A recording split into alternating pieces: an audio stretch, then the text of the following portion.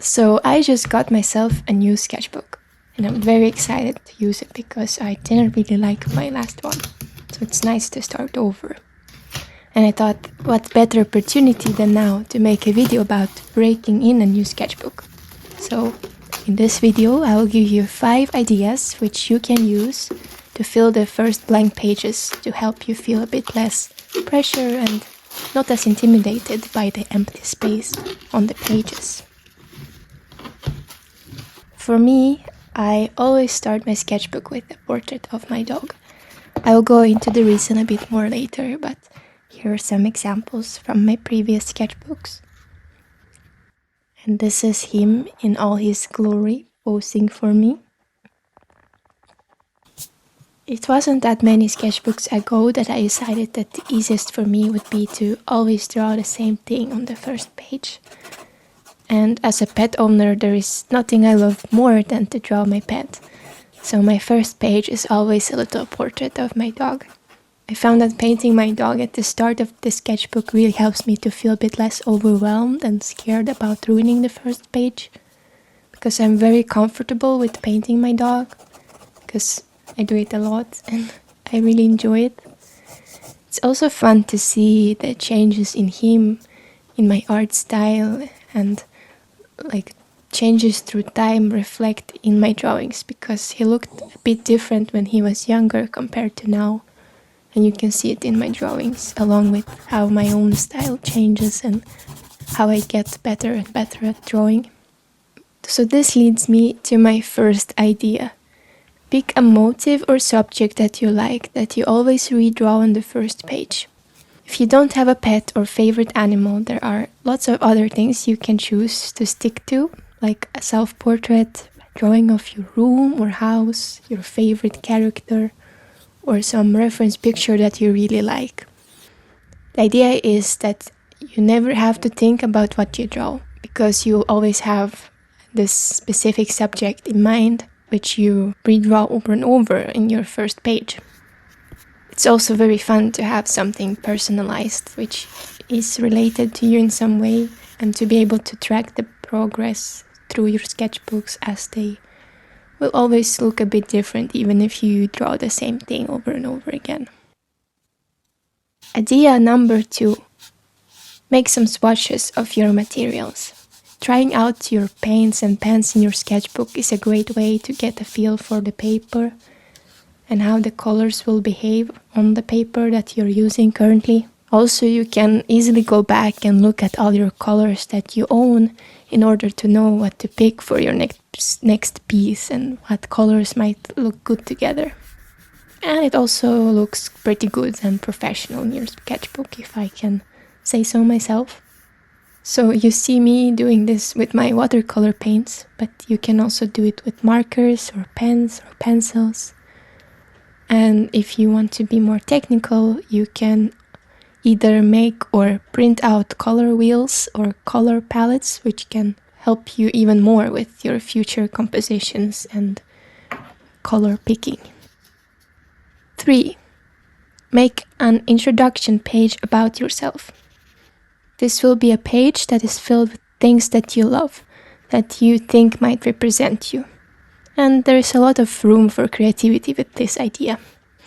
I chose to do a very mixed page. It has nature, food, gaming things.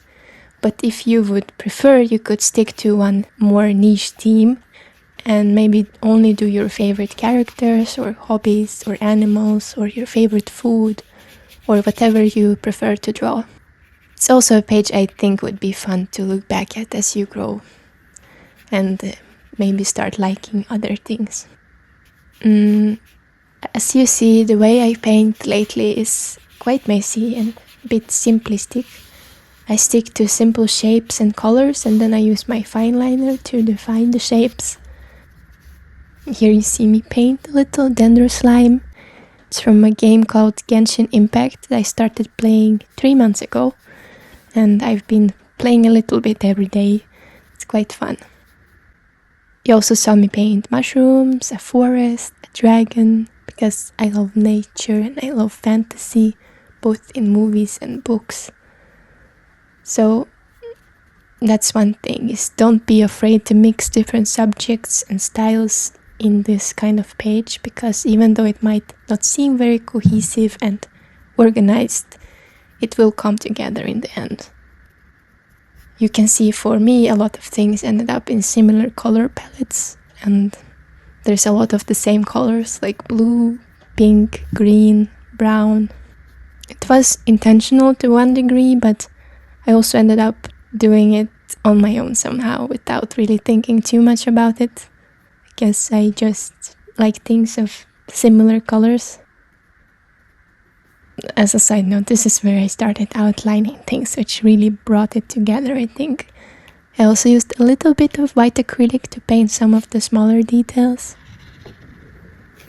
Initially, I was going to make this page a hybrid page, sort of. I was going to have it be a little bit like a scrapbook and fill it with some cutouts and stickers and such. But then I decided against it. So maybe in the future I will still do it, because I do think it could be fun. Which is why I put it as idea number 4. Make a scrapbook page. This lets go a little bit of the pressure to paint or draw well, since you'll be using other things other than your drawings. You can use different papers to glue in, pages from magazines, stickers, dried plants. There's lots of ideas online you can make and recreate or take inspiration from. Again, you can either make it about yourself or something that you like maybe a favorite artist or place or color or movie or song or whatever you prefer. Lastly, number 5, make a list of goals and drawing ideas. This is a very simple idea that I usually do at the back of my sketchbook. I've been doing it for a while because it's very useful to just have something to go back to whenever you're out of ideas. And I think it's also fitting at the start of the sketchbook because it's fast, simple, and will easily fill the first blank page. It can also help you to take your sketchbook a bit less serious if you write in it and not just draw.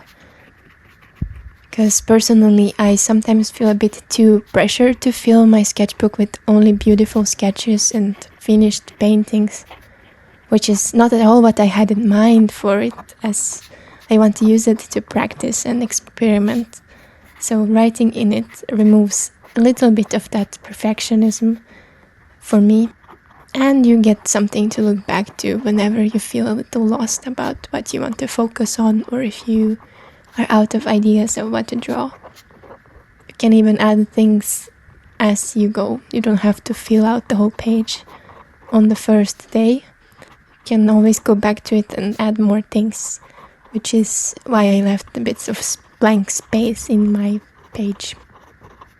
And that actually concludes all of my ideas for what you can draw or paint on the first page of your sketchbook.